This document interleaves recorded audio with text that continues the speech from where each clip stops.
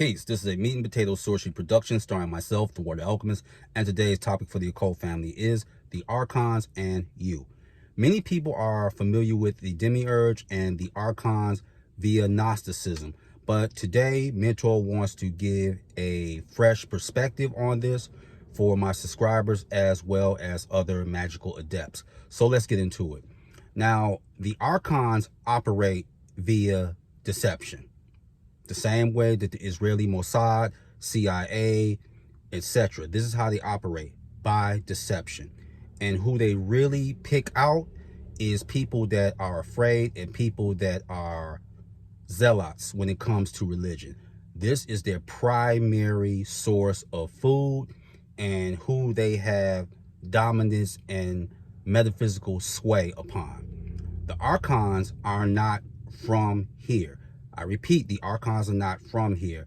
They are a malevolent extraterrestrial race.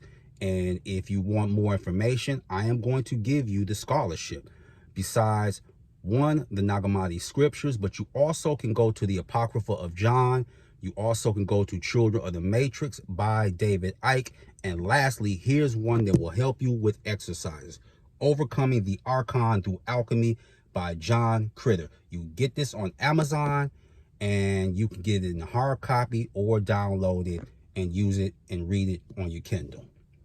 But they operate through fear, and they're not from here. And what they're trying to do is they're using a form of affecting the planet through the environment. Look at it like this. Let's say you move somewhere. What's one of the first things you want to do besides cleansing it, of course, with Palo Santo or sage? You want to get that house and environment comfortable for you. So you're going to put your personality on it, or you're going to have it where it's like where you came from or where you grew up from. So you know the type of pictures you want, the type of furniture you want. The Archons are no different. They want this planet the way for them. And I remember in talking to Prince Oribus, Oribus was like, we don't get along with the Archons and neither do angels. So I want to kind of knock that out the box that, okay, well, they're demons. That's what they were mistaken as. They were mistaken as demons. They weren't their extraterrestrial race. Everything isn't as simple as that. And one of the things that hurts people, besides denial, of course, is that they go by presentism. And what that is you try to look at the past from the lens of how things are in the present day and the modern era. You cannot do that. Or I'm going to make it even simpler. That's like people who talk in the cultural community. Oh, I wish I was a slave. I'd have did this, that, and other. No, you would. You would have got the whip just like everybody else.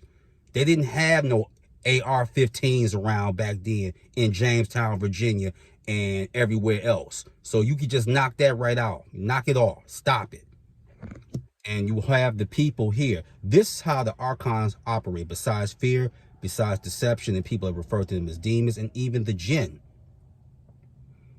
The thing that Prince Oribus did for me that was great, he gave me some good gnosis. He said, if you are truly a practitioner of magic and you're an adept, the Archons aren't even going to mess with you. They're not.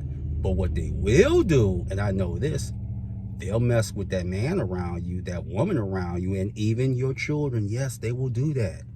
They can't really get to you like that. Now, why can't they really get to you like that?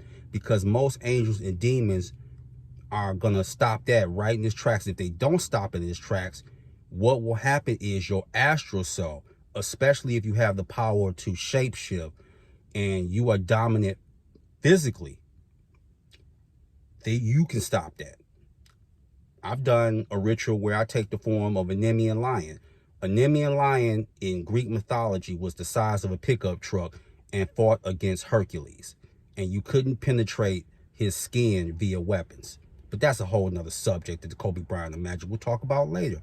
But yes, if you're really serious about your magic, the Archons are not really going to bother you. But what they're real going to do, they're just going to encircle the people that's in your life. That's how they do it.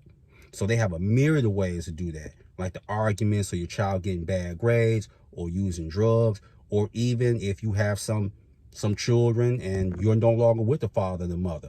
Guess what the Archon's going to do? Hey, get them downtown. And we all know what that buzzword means. And I do want to say this. Some people need to get out this fantasy world where y'all the boss or the demiurge is your friend. Nah. Let me give a public service announcement, to trolls, especially those who are graduates of Simp State University. Let Mentor give you free game. Just because a woman does something for you in the beginning, let me tell you the mind state of a lot of modern women in the West. They do something on credit.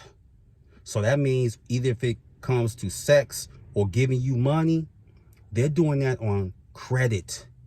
And you are going to have to pay that back with interest after 6 to 8 months. Get a mouth breather? Okay, now let's proceed with our scheduled program. So if you're doing your magic and you're really working with alchemy, then you can negate any of the machinations of the Archons. So you got to do it and be diligent, and you know what they thrive on. You know this. And they're going to try little tricks every now and again because that's their strategy. But angels and demons do not get along with the Archons at all. And what do they have a saying about? The enemy of my enemy is my friends. Yes, angels and demons they've had their conflicts, but both of them will work together for their own agenda. So with that is your meat and potatoes sorcery for the day. I am the Water Alchemist. Be water, my friends. Peace.